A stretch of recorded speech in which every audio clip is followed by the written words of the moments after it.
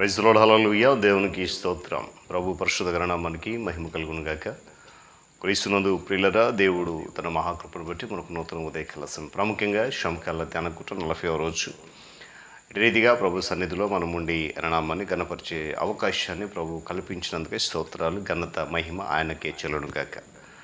క్రీస్తునందు ప్రియులైన దైవజనులు, స్నేహితులు, విశ్వాసులు, సహోదరులు ఈ కార్యక్రమాన్ని వీక్షిస్తున్న ప్రియ దేవుని బిడ్డలందరికీ మన ప్రభువును రక్షకుడైన యేసుక్రీస్తు వారి శ్రేష్టమైన నామంలో ఉదయకాల శుభములు మరియు వందనాలు తెలియజేస్తున్నాను. బాగున్నారా? చాలా సంతోషం. రండి, ఏ దినం కూడా ప్రేమతో ఆహ్వానిస్తూ మిమ్మల్ని మనమంతా కలిసి అనుదిన అభివృద్ధి ఉదయకాల ధ్యానంలో ఉన్నటువంటి ఈ ఆధ్యాత్మిక కార్యక్రమంలో ప్రభువును స్తుతిద్దాం, వాక్యాన్ని ధ్యానం చేద్దాం, దైవాశీర్వాదాలు పొందుదాం. బైబిల్ దగ్గరలోనే తెరచి చూడండి. లేని పక్షాన చదివే మాట విని గ్రహించి వాక్యధ్యానంలో పాలుపక్షులు కమ్మని మనం చేస్తూ నేటి తిన్న ధ్యానవాక్యంగా మత్తయి సువార్త 27వ అధ్యాయము 59-60 వచనాలను మాట చదువుతా ఉన్నాను. యోసేపు ఆ దేహమును తీసుకొని శుభ్రమైన నారబట్టతో చుట్టి సమాధిలో దానిని ఉంచి సమాధి ద్వారమునకు పెద్ద రాయి పొర్లించి వెళ్ళిపోయాను. దేవుడు తన పరిశుద్ధ లేఖన మాటను మన కొరకు దీవించును గాక. తలలోంచి కన్ను మూసుకునండి. ప్రార్థన. ప్రేమ కలిగిన తండ్రి, వందనాలు. మరొకసారి నూతన ఉదయకాల సమయంలో ప్రాముఖ్యంగా వారాంతపు దినం శ్రమకాల ధ్యాన కూటాలు 40వ దినం రీతిగా నీ పాద సముఖములు మేము ఉండడం కృపణించు. గడిచిన దినం వరకు మమ్మల్ని ఎంతగానో ఆత్మీయంగా నీ పాద సముఖం నడిపించు. ఈ దినం కూడా నడిపించబోతున్నదిగా వందనాలు. ప్రాముఖ్యంగా ఈ ఆధ్యాత్మిక కార్యక్రమాన్ని అనేక మంది నీ బిడ్డలు పాలుబాక్సులు వీక్షిస్తున్నారు. నాయన, ఈ యొక్క ప్రత్యక్ష ప్రసారం ద్వారా ఆన్లైన్ ద్వారా నీ పరిచయం జరుగుతుండగా మరింత బలపరిచి దీవించండి. మీరే ఘనత పొందండి. యేసు నామమున అడుగుతున్నాను తండ్రి, ఆమేన్. చాలా సంతోషం పిల్లరా. మరి చదవనటువంటి వాక్య భాగం మనకు తెలుసు కదా. యోసేపు అనేటువంటి వ్యక్తి యేసుక్రీస్తు ప్రభు వారి యొక్క దేహాన్ని శిలువ మీద దించి సమాధి చేసినటువంటి విషయం.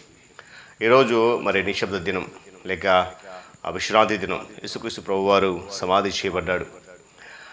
గడిచినటువంటి దినాలు 39 దినాలు ప్రభు మన కొరకు చేసినటువంటి విధి విధానాలు 40 రోజులు ఎంతగానో మనము ధ్యానం చేసాం. ఈరోజు గమనించండి, ఆయన శ్రమ పొంది హింసించబడి సిలువబడి చనిపోయి సమాధి చేయబడ్డాడు. ఆయన ఈరోజు సమాధిలో ఉన్నాడు. కాబట్టి ఆయన ఈ దినము నిశ్శబ్ద దినం అని చెప్పి మనకు తెలుసు. ఈరోజు దేవుని బిడ్డలమైన మనము ఈ దినమును ధ్యానం చేస్తూ యేసుక్రీస్తు ప్రభువు చేసిన త్యాగాన్ని, ఆయన సమాధిలో ఉన్నటువంటి 3 దినాలు ఏం జరిగింది అనేటువంటి విషయాన్ని చాలామందికి అనేక రకాల ప్రశ్నలు ఉన్నాయి.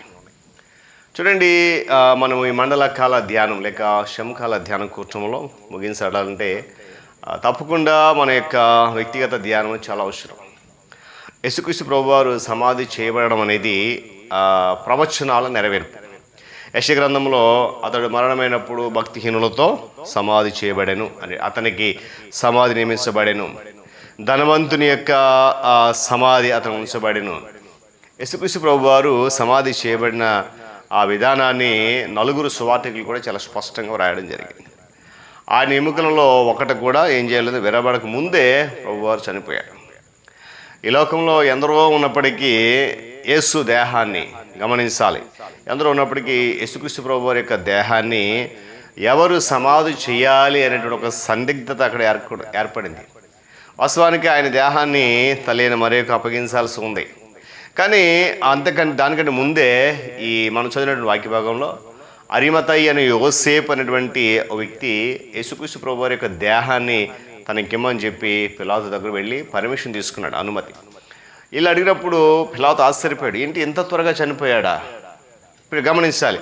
చూడండి, ఈ అరిమతయి అనే యోసేపు అనేటువంటి వ్యక్తి గొప్ప ధనవంతుడు కాబట్టి తనకున్నటువంటి పలుకుబడిని ఉపయోగించి, తనకున్నటువంటి పద్ధతిని ఉపయోగించి యేసుక్రీస్తు ప్రభువారి యొక్క దేహాన్ని తీసుకువెళ్ళిపోయాడు. నిజానికి ఈ వ్యక్తి యోసేపు యేసుక్రీస్తు ప్రభువారికి రహస్యమైన విశ్వాసి.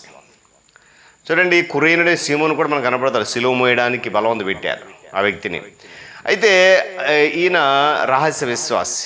అదేవిధంగా నికోదేము కూడా ప్రభువారికి రహస్యమైనటువంటి విశ్వాసం. అయితే యేసుక్రీస్తు ప్రభువారి యొక్క మరణమును చూసినటువంటి వీళ్ళు గొప్ప తలంపుతో, గొప్ప ఉద్దేశముతో ఆ పనిని చేయగలగడానికి ముందుకు వచ్చాడు. ఎంత ధైర్యం చేశాడు. శిష్యులందరూ పారిపోయారు. ఆయనను వెంబడించిన జనసమూహం అంతా పారిపోయారు, ఎవ్వరూ లేరు. కానీ యోసేపు ఒక్కడు ధైర్యం చేసి రోమా గవర్నర్ అనేటువంటి పిల్లల దగ్గర వెళ్ళి ఆ పని చేయగలిగాడు. గమనించండి, పశ్చిమాసియా ప్రజలు మృతులను సరైన రీతిలో భూస్థాపన చేయడం ఎంత ముఖ్యమని భావించేవారు. అందుకే విశ్రాంతి దినాన శిలువ మీద ఉండేటువంటి ఆ యొక్క మృతదేహాలను క్రిందికి దింపేసేవారు. ఆ పాలస్తీనా ఉష్ణ మండల ప్రదేశంలో ఇది ఉంది కనుక మరణించిన రోజే అనగా ఆ మృతులను భూస్థాపన చేసేసేవారు. మోషే ధర్మశాస్త్రం ఇదే తెలియజేస్తూ ఉంది. మృతులు సూర్యాస్తం వరకు శిలువ మీద ఉండకూడదు, దించేయాల, సమాధి చేసేయాలి.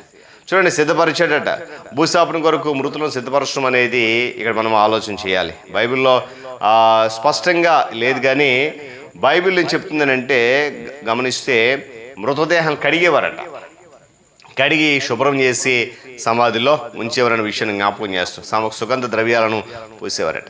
ఎప్పుడు సమాధి చేశాడు అంటే సూర్యాస్తమయం దినము యొక్క ముగింపుగా యూదుల భావన కాబట్టి ఆయన సూర్యాస్తమం అనగా సాయంత్రం 6 గంటలకే ఆ ధర్మశాస్త్ర ప్రకారము ప్రభు యొక్క దేహాన్ని ఏమంటే యూదుల ఆచారం ప్రకారంగా వారి యొక్క ఆ పట్టుదల కారణంగా సమాధి చేసేసాడు.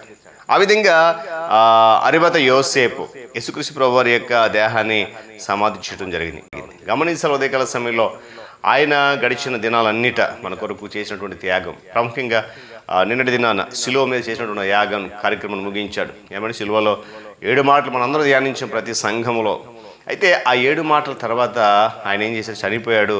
ఈరోజు మన కొరకు సమాధిలో ఉన్నాడు. వాక్య లేఖనాలు నెరవేరినట్లుగా తిరిగి రేపటి దినాన్న మరలా సజీవుడై ఆయన లేకపోతే కనుక ఈ సమాధి కార్యక్రమాన్ని మనం ఎంత ఘనంగా చేస్తున్నామో, ఈ సమాధి ద్వారా మనం నేర్చుకోవాల్సినటువంటి సత్యం ఎంతైతే ఉందో దాన్ని అనుసరిస్తూ ముందు కొనసాగాలని దేవుడి సేవకునిగా మీకు తెలియజేస్తూ ఈ మాటలు ముగిస్తున్నాను. దేవుడి మాటలు మనకు దీవించును గాక. తలలోంచి కళ్ళు మూసుకునండి, ప్రార్థన చేద్దాం. ప్రేమ కలిగిన తండ్రి, మహోన్నతుడ, మనోహరుడ, సర్వాధికారి స్తోత్రాలు.